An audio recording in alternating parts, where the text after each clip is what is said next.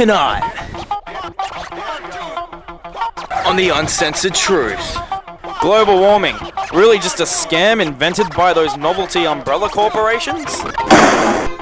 And in a rare interview, Snoop Dogg finally admits that he can't speak English. Homegirl was running after the van like that after it was too funny. Like rerun on what's happening. But first, political correctness. How far has it gone?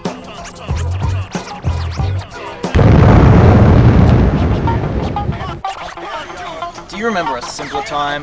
Back before this guy looked like this chick, and the notion of a good OJ in the morning was considered refreshing and not terrifying. Times when you could truly say what was on your mind without too many severe repercussions. Well, those days are dead and buried.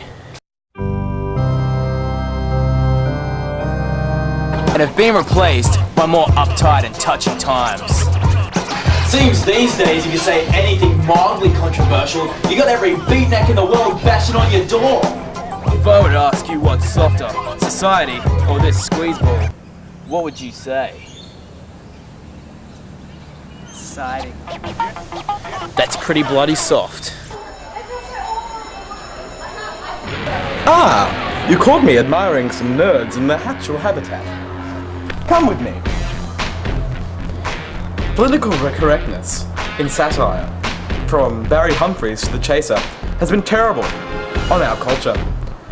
These people have openly criticized the government and our way of life for years. And why are they stopping now? For once, we have access to a vast amount of information, more than ever before. Perhaps we should look into ourselves and see whether political correctness is what we truly think. Is it a case that calling a homosexual a fag or a fruit becomes unacceptable when they themselves call each other this? Now should be a time of openly looking, not judging, not criticizing, but simply observing what other people think. Political correctness stops this. It gives people the idea that they must think a particular way. In recent times, popular satire program The Chaser's War on Everything has come under fire for its controversial eulogy song sketch, in which several of Australia's famous dead icons were featured. Was a total farce, a grumpy, greedy, tired ass who couldn't even score one run last time he played. Steve Irwin. Steve Irwin lived in khaki, a cartoon kamikaze who taunted Crocs and Tots so frequently. That night after the program aired, the ABC got a disturbingly high number of 3 calls! That is, until radio personality Steve Price was so outraged that he encouraged all his listeners, most who had never even heard the song, to call and complain to the ABC. Now hold on, last time I checked, there was this awesome new invention called a remote control, which works hand in hand with something called common sense. If you don't like a program, turn it off. It's a little thing called discretion. Now I'm all for supporting a cause, but when that involves being a mindless follower of some wacko who just wants to push his views on people who are too lazy and ignorant to form an opinion of their own, well, that makes me feel unsettled, and makes me wonder where I've seen this before. Which got me to wondering, surely if TV tells me that the public hates the song so much, it's gotta be true, right? So I asked a bunch of people. Were you offended by it? Not really, I thought it was pretty funny actually. Probably not. Heck no, Andrew Hansen doesn't need to die to be a hero. I thought it was absolutely hilarious. No? Fuck no, I wasn't offended by it. I didn't really care. Yeah? No. Okay, I thought it was really funny. Poor souls, so affected by the song that they can't even think straight. But if the majority wasn't offended by it, then who was? I think this DVD right here is an abomination. It's baffling the brain's value. It's pornographic. It's terrible. It should not be shown on national TV. Damn them to hell. Damn the chaser to hell. With trash like this, it's making people think for themselves. Think for themselves. They should be thinking for up there. Straight from the horse's mouth. Now there's some people who say political correctness hasn't gone far enough. Well, what do you think of this? Look, an open manhole. Incorrect! Person hole! Johnny, could you please clean the blackboard? What are you, racist? It's called a chalkboard! Okay, kids, let's sing Bob Our Black Sheep.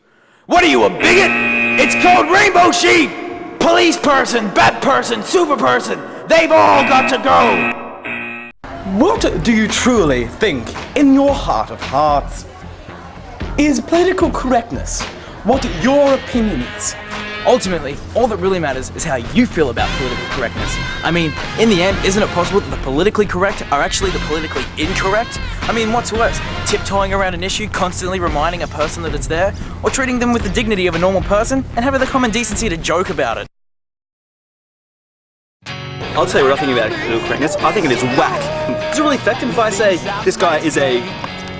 insert a bad word here, I'm not sure if you'll be able to use that, but I'll just pretend I said a bad word like the C word or the F word, or the G word. See, I believe in my right to call everybody pretty much whatever I want.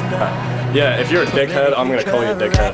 I just think people need to grow up, you know? I mean, grow some balls.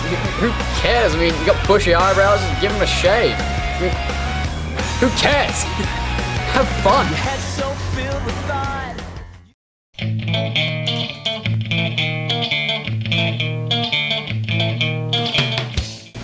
When it all comes down to it, really all that matters is how you feel about political correctness. I mean, ultimately,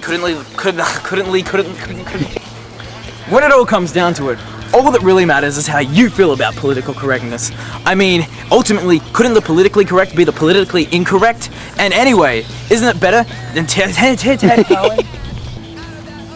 When it all comes down to it, all that really matters is how you feel about political correctness.